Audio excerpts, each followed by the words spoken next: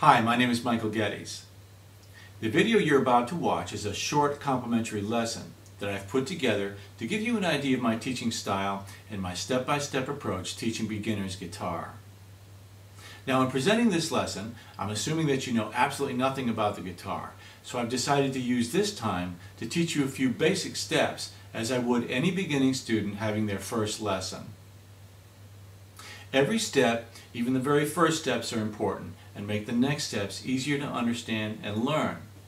And also, when you learn in this way and remember the steps, it will make teaching the guitar a lot easier if that's something you decide you'd like to do in the future.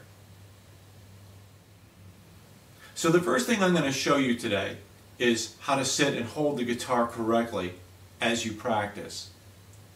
Obviously, posture and the way you sit and the better posture you have when you're practicing is going to give you better mental clarity, better circulation, and it's going to allow you to get more results from your practice in general. Now, you want to avoid sitting on the floor cross-legged. That's the worst way you can practice, and it's going to probably create some damage to your lower spine. You want to stay away from a couch or the edge of your bed, and you want to look for a chair like the one I have in the back of the room. That's a straight back chair, and you want to sit forward in that chair and lean into the guitar. So the first position I'm going to show you today is called the folk position. Now, the folk position of sitting is the position that I choose and usually sit in when I'm playing for long periods of time. And basically, I'm playing with a footstool under my right foot. I made that footstool out of 2x4s, and it elevates my right leg off the ground, my right foot off the ground about 4 inches. And I'm going to place this part of the guitar, which is called the waist of the guitar, I'm going to place that on my right leg, on my elevated right leg. I'm going to bring the bottom of the guitar out a little bit. I'm going to flip that out a little bit. This part of the guitar rests against my chest nicely, giving me kind of a nice secure feeling. I'm kind of leaning into the guitar. It also, in bringing the bottom out a little bit, allows me better visibility with my left and my right hands. Now, this part of the arm rests on the guitar in this area. Now, there's a round bone on the bottom of your elbow. It's called the funny bone. You can put that in back of this line, and that's a great general area to rest your elbow, and it creates a good circulation so your arm won't fall asleep. But it also brings your strumming and picking hand right down here in this area that's right above or around that ornamental circle that goes around the sound hole in this area right here of that circle. Now, in the classical position, or the classical way of sitting, you're going to move the footstool from underneath the right foot and place it underneath the left foot now. That's going to elevate your left leg, and you're going to place the guitar, the same place on the waist of the guitar, on your left leg now. You're going to flip the bottom part out. This part goes against your chest, giving you good visibility. Your elbow goes in the same place, bringing your hand down right around that ornamental section that goes around the sound hole in that area right there. And this is the classical position. And a lot of children enjoy or feel more comfortable sitting in this position. You need to decide which position you feel most comfortable in and choose the one that feels most comfortable for you. And if you can't find that position right off, try both and switch back and forth, and eventually you'll find the one that works for you best. Now that you've decided which style of sitting or what position you're going to sit in, the classical or the folk, I'm going to teach you how to play a little bit with your right hand now. And I'm going to teach you how to single strum and double strum. So when you hold the pick, you want to hold the pick between your index finger and your thumb lightly. Don't choke the pick. Choking the pick means holding onto the pick too tightly. If you hold onto the pick too tightly, it's going to get hung up in the strings. So keep that pick loose in your fingers. Keep these fingers fanned out and relaxed, as relaxed as you possibly can. I'm going to put these fingers over the strings so as not to make unnecessary sound. But the single strum will look like this. You're going to strum all 6 strings at the same time in a downward towards the floor. You're going to throw towards the floor motion like this. I'm strumming all 6 strings. My pick is loose in my fingers, and everything is kind of a floppy, sloppy feel, okay? Now the double strum, all you're going to do is hit it on the way back up. Double time or double strum, like this. Down, up, down, up, down, up, down, up. Okay? So that's a single and double strum. Make your strums wide from here to here. Don't stay local like this. Try to make them nice and wide using your shoulder and all of your arm as your single and double strumming. Now let me show you what single strumming and double strumming would sound like if I were to add chords with the left hand. Now remember, when you're strumming, you're playing more than one note or one string at a time. So I'll just demonstrate what that would sound like adding the left hand. Here's single strumming.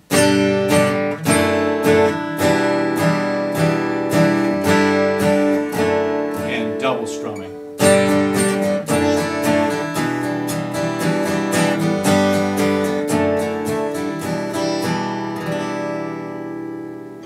Now in the next clip I'm going to teach you how to single pick. And you'll use single picking when you're playing one note at a time, a lead line or a melody line like this.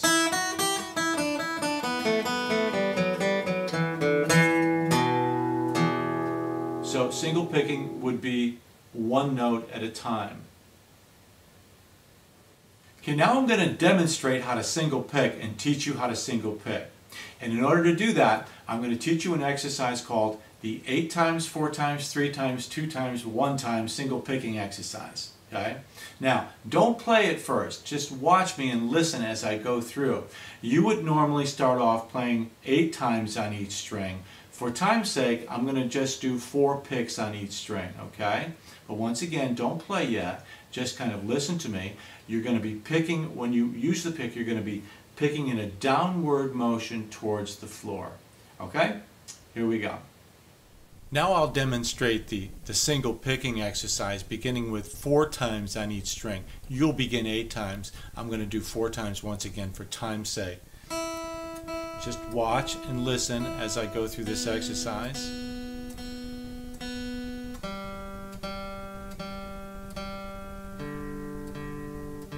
My pick is loose in my fingers. My arm is bringing my hand where it needs to be. And the pick is at an angle. Notice the pick is at an angle. I'm approaching the string from above the string at an angle very much the same angle that you would kick a football to make it go high above the goalpost in that manner. And that really empowers my pick and also gets me out of the way of the string above as I'm playing. So keep your fingers fanned, keep the pick loose. Okay, notice my wrist is moving nicely and I'm bringing my hand back and forth in that manner as I go from string to string. Now you can try on your own. Now I'm going to try to get the camera a little bit closer and we'll practice 8 times on each string together. This would be the 8 times part of the exercise, the first part of the exercise. So we're going to start on the first string, the thin string, and we're going to work our way down. 6, 7, 8. Second string, you can count as you go. 4, 5, 6. Pick loose in my fingers. Look at my fingers are fanned. Holding the pick between my index and thumb nice and loose, or just using the amount of energy I need. Don't choke that pick, it'll get hooked. It'll get hooked in those strings. Notice I'm approaching the string from above at an angle. Okay, remember that angle as if you were kicking a football to make it go high above the goalpost. You can even exaggerate it a little bit if you want. But it also gets it out of the way of the string above it. 3, 4, 5, 6. My arm is bringing my hand to the string.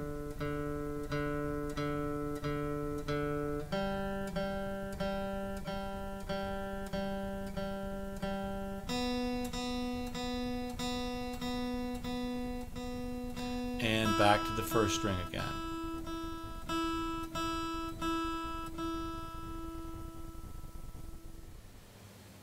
So you could be practicing the double strum and the single strum and the single picking on a daily basis for at least a week before you add the left hand and the right hand together. So you're giving the right hand a really good idea of its job and its mission and what it's supposed to be doing. So when you add the other hand together next week, possibly, it'll be much more educated with what it's supposed to do. Now, I need to add a word of caution when you're practicing these exercises to make sure that you don't ground your fingers on the side or hold onto the guitar with your fingers, or with this part of the wrist hunker down onto the bridge. That's something you do not need to do. The tendency, because you feel so insecure about this in general anyway at this point, you're going to want to try to hold on. You don't need to do that, and by learning how to play freely without doing that, it'll take some time, but you'll get more secure with it and probably become a better player and be playing with more freedom.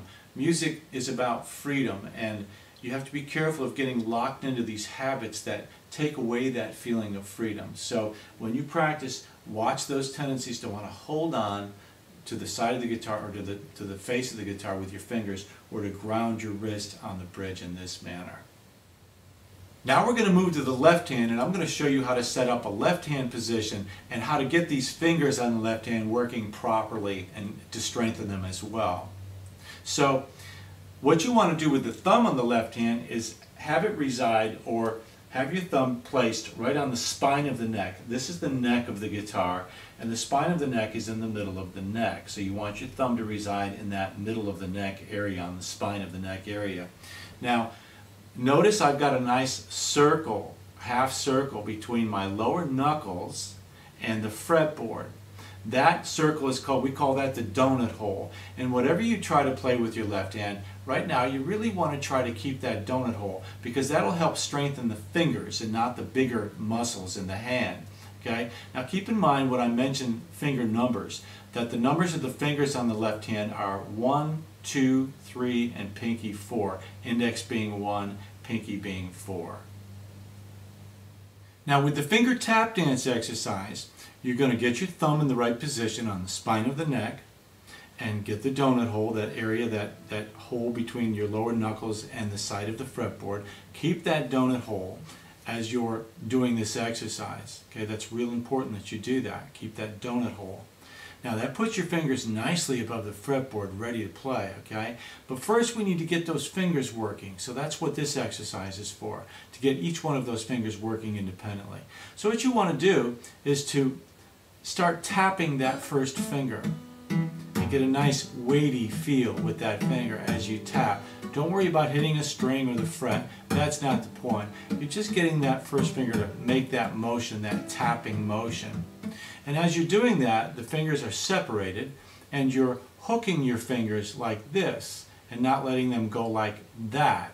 Okay? Keep them hooked like this, not like that. Keep them hooked. And you want to tap right on the top of your fingers. Let's tap number 2 now. Keep your fingers spread and tap right on the top of your fingers. Keep the donut hole, keep that space. Okay, don't worry about the fret or string. Let's tap the third finger now.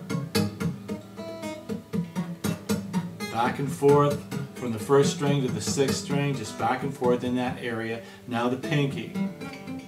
Well, that's a hard one to do. Try to find the weight. Get your knuckles a little bit above the strings and you'll find that weight, that smacky feel. It smacks against the fretboard. Now try them all.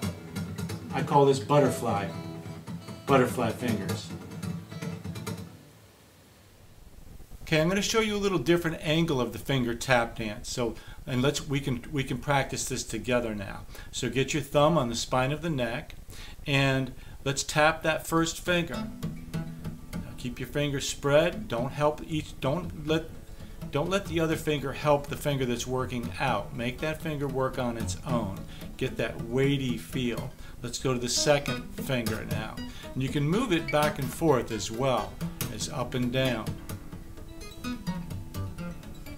And the third finger. And my thumb moves with my hand. I'll show you more about that in another clip. And now the pinky.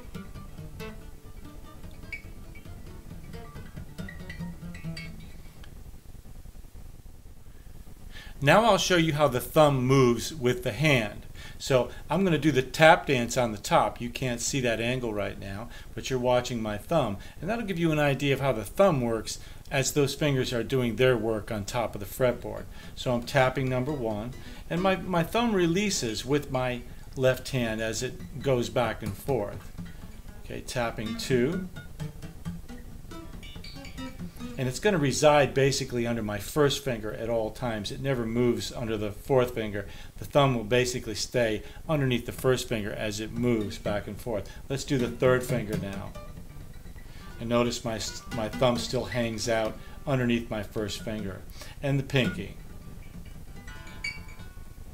So that gives you an idea of how the thumb looks and how the thumb works with the left hand as you're doing that finger tap dance exercise.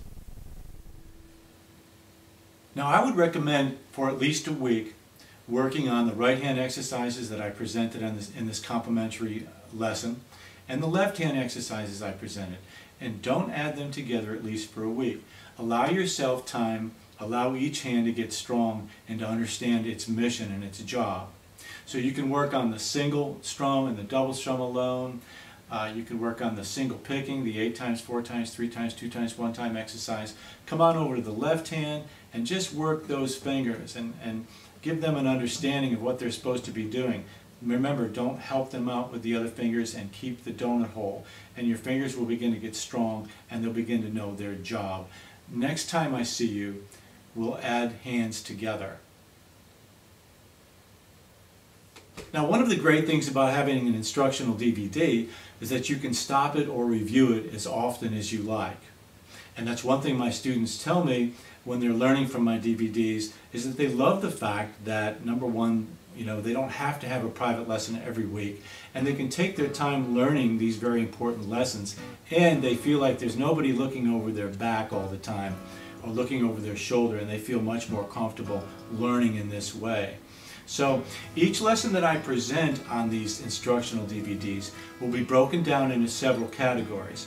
We'll always be learning new technical skills and improving and strengthening our left and right hands. We'll work on chords and playing chords more quickly. We'll learn scales, the 12-bar blues. I'll teach you how to improvise. And every lesson or every other lesson, I'll teach you a new guitar piece. Now, as you move to more advanced levels and we're working online together, I can teach you how to sing and play the guitar at the same time. We'll learn pop songs, we can write music in songs, and I can teach you how to play some really cool pieces that my students and I actually write together. So we have a lot to look forward to. And keep in mind that working online is also a fantastic way for me to check you to make sure that you're learning all the information on the DVD correctly. So it's been a pleasure working with you today. I wish you all the success in learning how to play this wonderful instrument, and I hope you choose me as your guitar teacher. My name is Michael Geddes. Until next time.